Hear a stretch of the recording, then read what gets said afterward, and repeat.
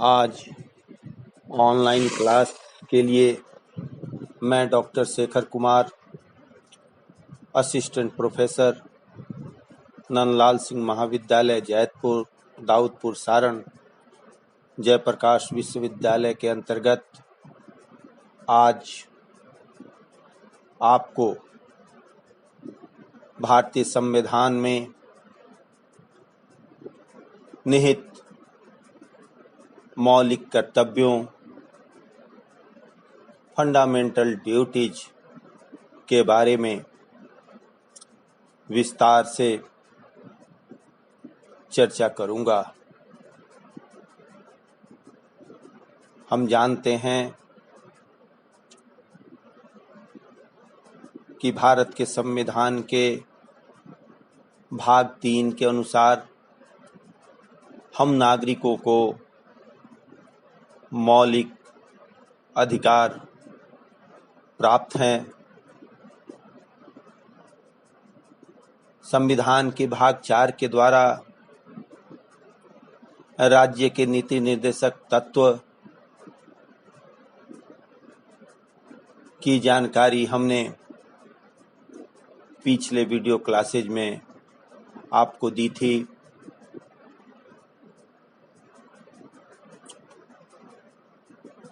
जो आज हम मौलिक कर्तव्य, फंडामेंटल ड्यूटीज की चर्चा आपके समक्ष करने जा रहे हैं। यह मौलिक कर्तव्य हमारे मूल संविधान में नहीं था। इस मौलिक कर्तव्य को संविधान के भाग 4 क के द्वारा 42वें संविधान संशोधन अधिनियम के तहत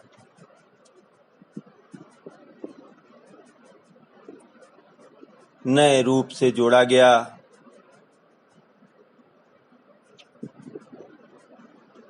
इसमें पहली बार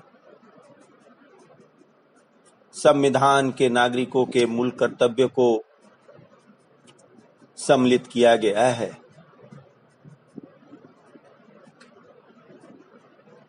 आज के पहले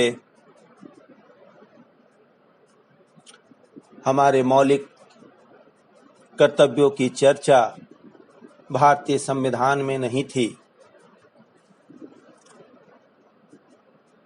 मौलिक अधिकार ही हमारे कर्तव्य के रूप में परिलक्षित होते थे।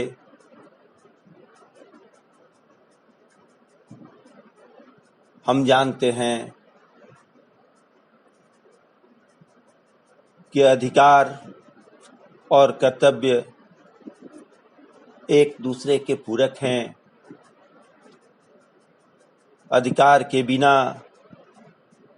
कर्तव्य जो है वह निरर्थक होता है, जबकि कर्तव्य के बिना अधिकार निरंकुशता पैदा करता है।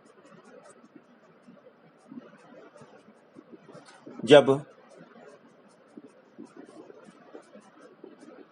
सरकार को यह लगा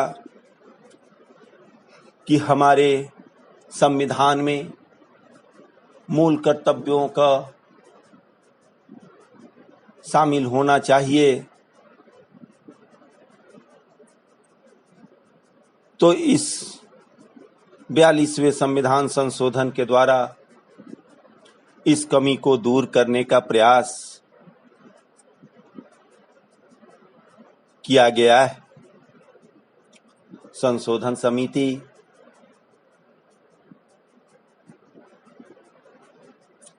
का यह विचार था कि भारत के जो लोग हैं वे केवल अधिकारों पर जोर देते हैं, अपने कर्तव्यों पर नहीं। किंतु यह धारणा गलत है। प्रारंभ से ही हम देखते हैं कि भारत में कर्तव्य के पालन पर विशेष बल दिया जाता रहा है। हम अपने धर्म ग्रंथों की ओर ध्यान दें तो धर्म ग्रंथों के माध्यम से भी हमें कर्तव्य पालन का उपदेश मिलता है। गीता और रामायण जैसे धर्म ग्रंथ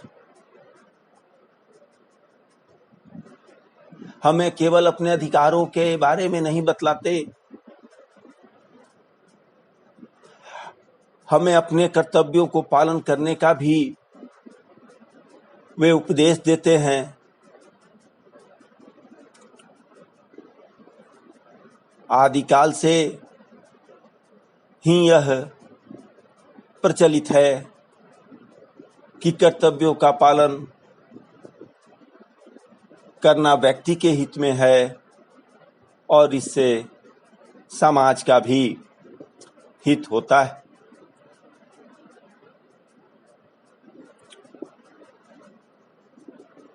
संविधान के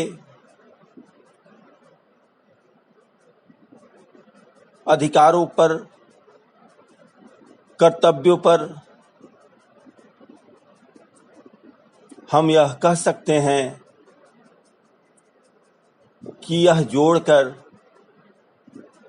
अनुच्छेद 51 का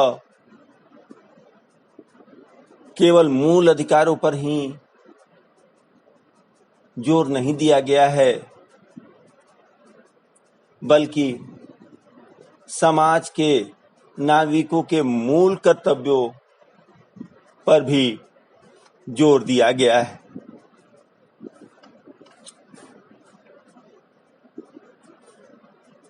यदि किसी व्यक्ति को गरिमापूर्ण जीवन का अधिकार प्राप्त होता है तो उसका यह कर्तव्य होता है कि वह अन्य व्यक्तियों के गरिमामय जीवन के अधिकार का भी ख्याल रखे, वह दूसरे के भी गरिमामय जीवन के लिए ख्याल करे।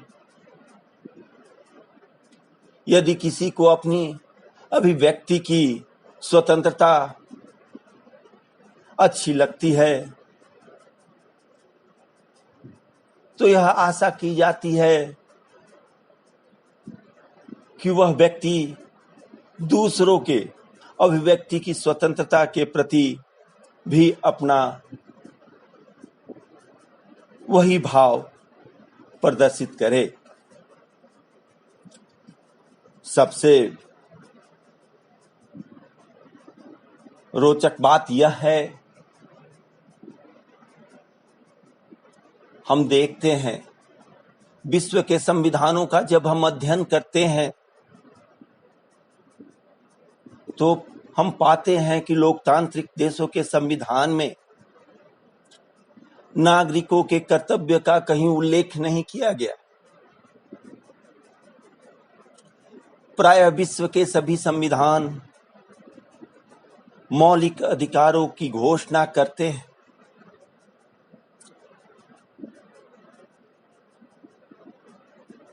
लेकिन कुछ जो साम्यवादी देश हैं उनके संविधानों को देखने से हमें कर्तव्यों की घोषणा की परंपरा दिखाई पड़ती है और उसी कड़ी में जो मौलिक कर्तव्य भारतीय संविधान के भाग 4 के अनुच्छेद 51 क में जोड़ा गया है, वह मौलिक कर्तव्य हमारे पूर्व सोवियत संघ के संविधान से प्रभावित लगता है। हमारे शासनकाल में, पूर्व के शासनकाल में, जब भारत के प्रधानमंत्री श्रीमती इंदिरा गांधी थी, उस समय आपातकाल की घोषणा की गई थी और उसी समय सरदार स्वर्ण सिंह के नेतृत्व में संविधान में संशोधन को बतलाने के लिए एक समिति का गठन किया गया था और सरदार स्वर्ण सिंह समिति ने यह सुझाव दिया कि हमारे मौलिक कर्तव्यों के साथ साथ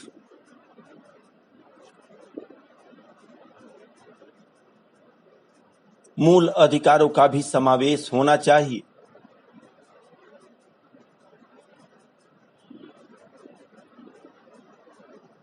सरदार स्वर्ण सिंह समिति के अधिकांश सदस्य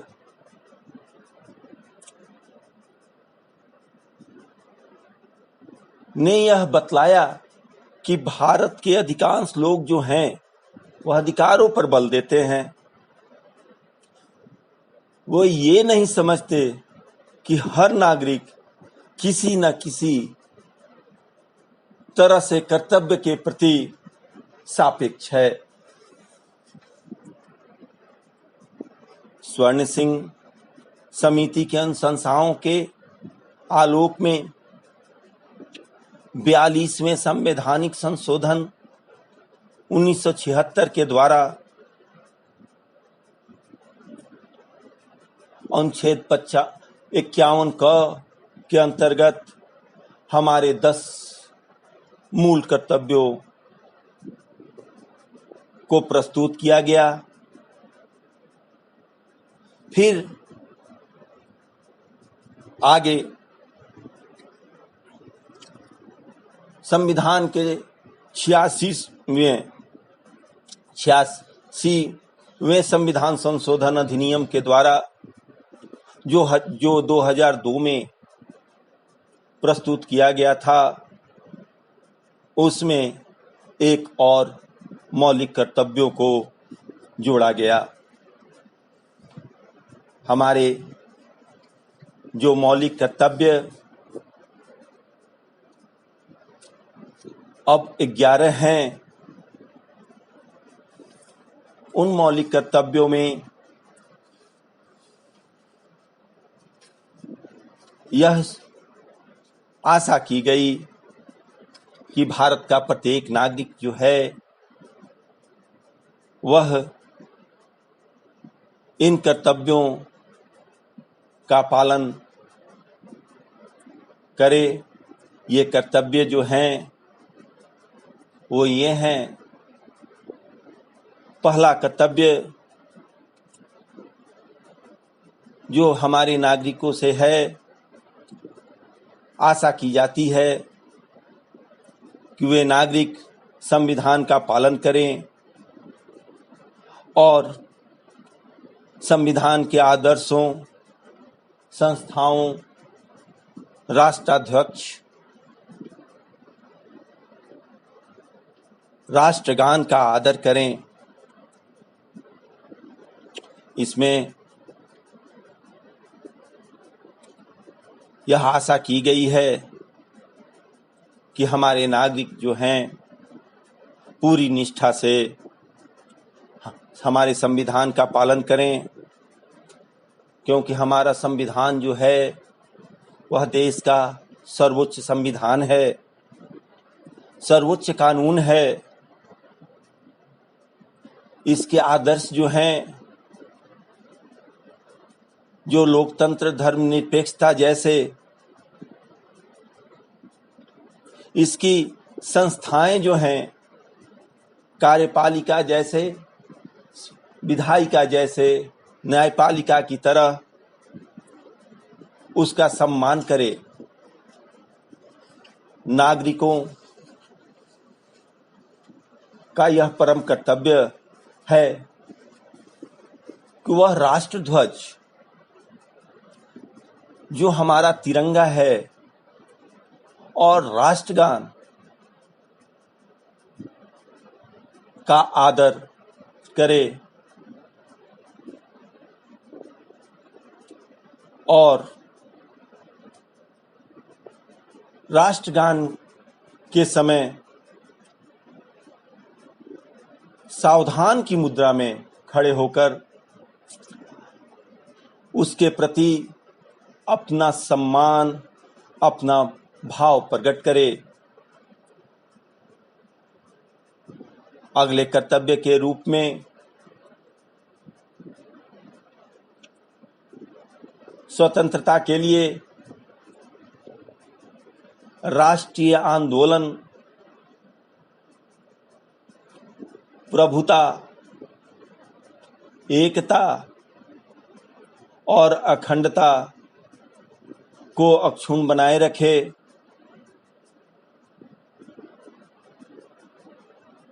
इसके द्वारा यह हमें बताया गया है कि हम नागरिकों का यह पावन कर्तव्य बनता है कि हम भारत की प्रभुता का समर्थन, भारत की एकता की रक्षा और इसकी अखंडता की सुरक्षा करें। इसके लिए महत्वपूर्ण योगदान अपने तन, मन और धन से राष्ट्र को दें। हम नागरिकों से यह आशा इस कर्तव्य के माध्यम से की जाती है कि हमारा व्यवहार ऐसा होना चाहिए जिससे देश की एकता और अखंडता अस्थायी रह सके। अगले कर्तव्य के रूप में देश की रक्षा करे। आह्वान किए जाने पर राष्ट्र की सेवा करे। हम नागरिकों से कर्तव्य के रूप में यह आशा की जाती है। इसके द्वारा यह भी आशा की जाती है कि राष्ट्र पर जब भी संकट उत्पन्न हो, हम नागरिक अपने सभी स्वार्थों को भूलकर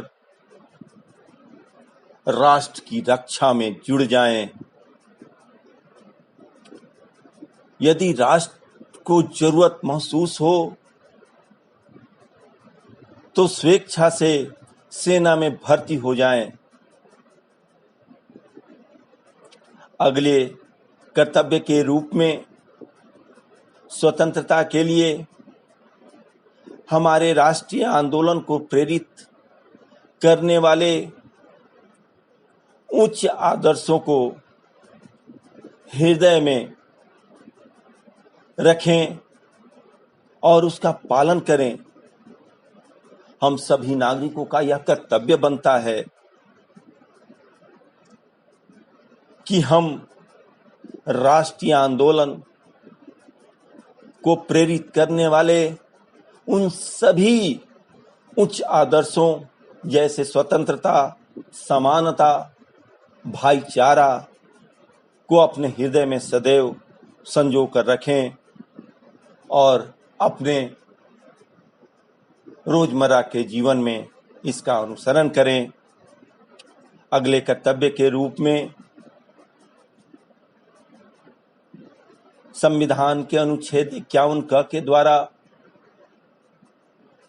मौलिक कर्तव्य के रूप में भारत के सभी लोगों में समरसता और समान भ्रातृत्व की भावना का निर्माण करें।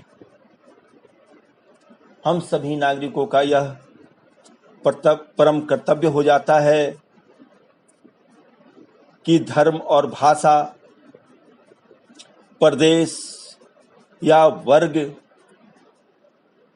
के आधार पर किसी भी प्रकार का भेदभाव न करें। ऐसी सभी प्रथाओं का त्याग करें जो हमारे स्त्रियों के सम्मान के विरुद्ध हो। हम यह अनुभव करें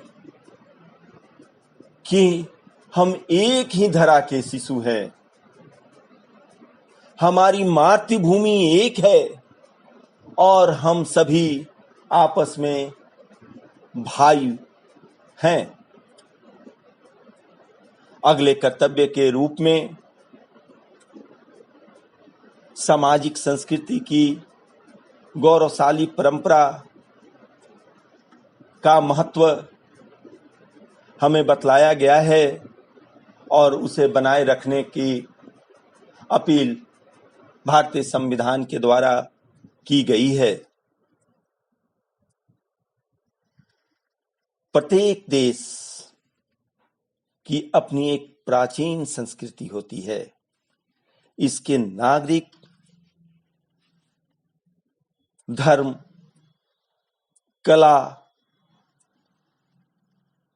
व्यवहार, इस तरह की बहुत सारी मान्यताएं होती हैं जो हमारे गौरवशाली संस्कृति है, जिसमें एकता, सर्वधर्म समभाव आदि आदर्श सम्मिलित किए गए हैं। इन सभी को हमें अपने कर्तव्य के रूप में सम्मिलित रखना चाहिए। अगले कर्तव्य के रूप में संविधान के द्वारा प्राकृतिक पर्यावरण की रक्षा करें और उसके बढ़ोतरी में सहयोग दें। हम नागरिकों से मौलिक कर्तव्य के माध्यम से यह आशा की गई है कि हम लोग जो प्राकृतिक पर्यावरण को संतुलित रखते हैं, जैसे नदी है, झील है, वन है, वन्य जीव हैं, उन सब का हम रक्षा करें। पर्यावरण को संतुलित करने के लिए निश्चित उपायों को अपनाएं। इन उपायों को करने से हमारे देश की आर्थिक बढ़ोतरी होती है। अगले कर्तव्य के रूप में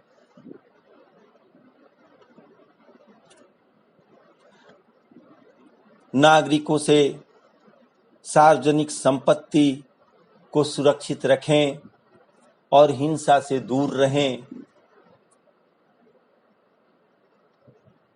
यह कर्तव्य निर्धारित किया गया है। सार्वजनिक संपत्ति की रक्षा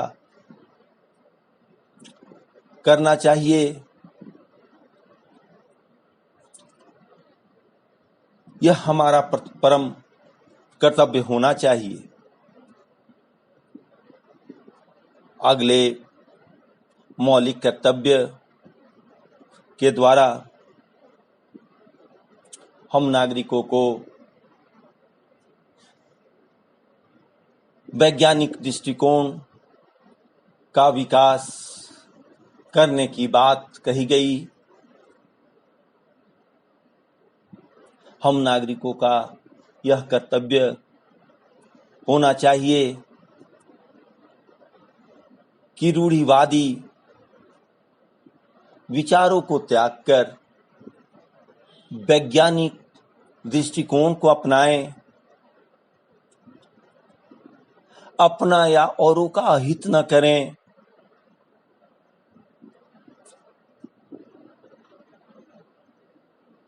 निरंतर ज्ञानार्जन एवं नवीन खोजों में हम अपने आप सम्मिलित रहें, शामिल रहें। अगले मौलिक कर्तव्य में व्यक्तिगत और सामूहिक क्षेत्र में विविध विषयों में उन्नति की ओर अग्रसर हों, ऐसी सोच हम नागरिकों से कर्तव्य के रूप में की गई है। इसके प्रयास करने से राष्ट्र के उत्थान के लिए जो इसकी उपलब्धियां हैं, इस उपलब्धियों से हमारा जो राष्ट्र है वह सर्वोच्च शिखर पर पहुंच सके। 11वें मौलिक कर्तव्य के रूप में जो जोड़ा गया है वह यह है कि जो बच्चे माता पिता या उनके संरक्षक हैं तो उन 6 से 14 वर्ष के बीच की आयु के अपने बच्चे या अपने प्रतिपाल्य को शिक्षा प्रदान करने का अवसर प्रदान करें। इन 11 मौलिक कर्तव्यों के द्वारा भारत के नागरिकों से संविधान के माध्यम से राष्ट्र को गौरवशाली बनाने की एक कड़ी 42वें संवैधानिक संशोधन के द्वारा 51 के तहत जोड़ी गई है। लेकिन जो हमारे मूल कर्तव्य हैं, ये जो मौलिक कर्तव्य हैं जिन्हें हम फंडामेंटल ड्यूटीज कहते हैं, इसको प्रभावी कैसे बनाया जाए। प्रभावी बनाने के लिए भारत सरकार ने एक समिति गठित की थी 1999 में, जो हमारे सर्वोच्च न्यायालय के पूर्व मुख्य न्यायाधीश माननीय श्री जे.एस. वर्मा की अध्यक्षता में थी। उन्होंने इसे प्रभावी बनाने के लिए कुछ सुझाव दिए। ये सुझाव जो हैं वह मौलिक कर्तव्यों को और प्रभावी बनाने में कारगर सिद्ध हो सकते हैं।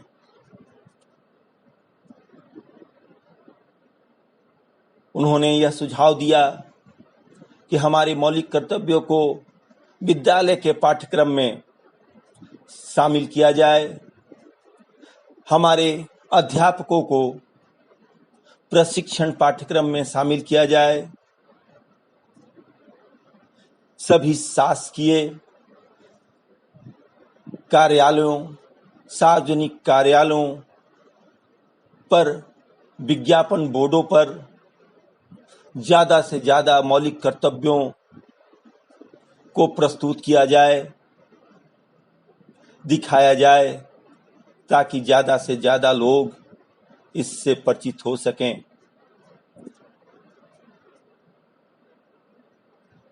मीडिया के द्वारा हमेशा ऐसे संदेश दिए जाएं, ऐसे कार्यक्रम प्रस्तुत किए जाएं जिनसे हमारे मौलिक कर्तव्य में जागृति और चेतना का प्रसार हो। वर्मा समिति ने यह भी सुझाव दिया कि मीडिया को ऐसे दृश्यों को दिखाने से परहेज करना चाहिए जो जनता को उत्तेजित करते हैं।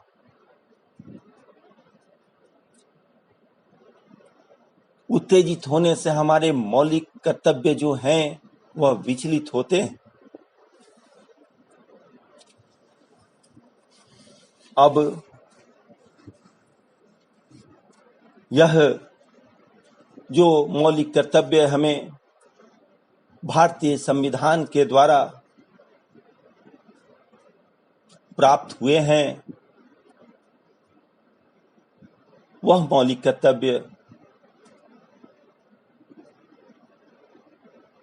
परिवर्तनीय नहीं है। इसका मतलब हम आपको बता सकते हैं कि जो मौलिक कर्तव्य हैं वह न्यायालयों के माध्यम से बदले नहीं जा सकते। यदि कोई नागरिक अपने कर्तव्यों का पालन न करे तो न्यायालय द्वारा इसे दंडित नहीं किया जा सकता। जिस तरह से राज्य के नीति निर्देशक तत्व हैं, उसी तरह से हमारे मौलिक कर्तव्य भी न्यायालय से परिवर्तनीय नहीं है।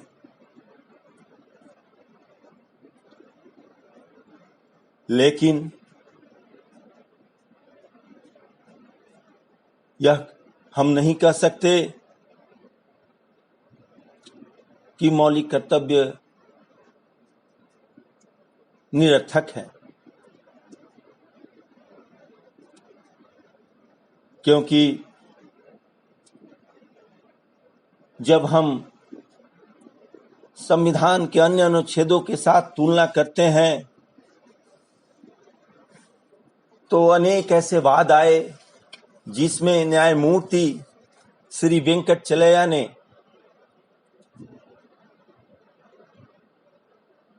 यह कहा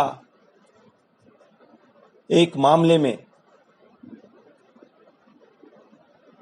कि संविधान यदि हमारे मौलिक कर्तव्यों को परिवर्तनीय घोषित नहीं करता है तो वह न्यायालय भी इसे घोषित नहीं कर सकता। पर मौलिक कर्तव्य इसलिए महत्वपूर्ण है कि जब भी संविधान की व्याख्या करने का प्रश्न उपस्थित होगा, न्यायालय जो है वह मूल कर्तव्य को भी एक महत्वपूर्ण संदर्भ के रूप में इसे देखेगा।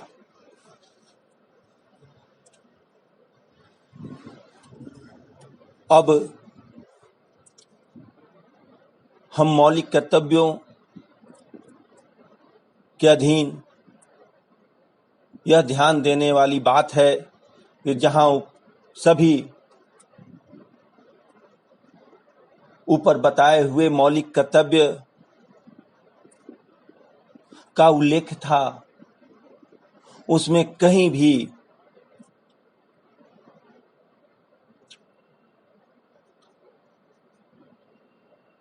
काम पाने का अधिकार मौलिक कर्तव्य में नहीं था।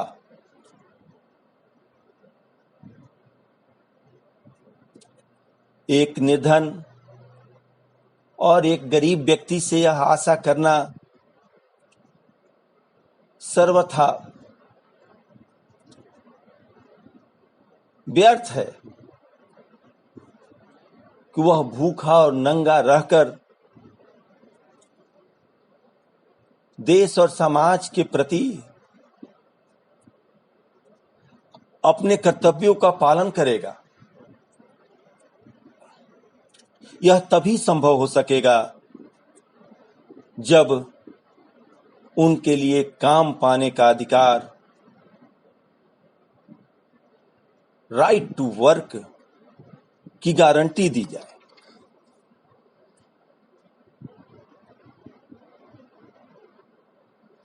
दूसरी महत्वपूर्ण बात यह है कि अनुच्छेद 51 का जो मौलिक कर्तव्य है, इसकी भाषा बड़ी ही विस्तृत है। इसका अर्थ तथा विस्तार के बारे में व्यापक रूप से अभी कुछ कहा नहीं जा सकता है।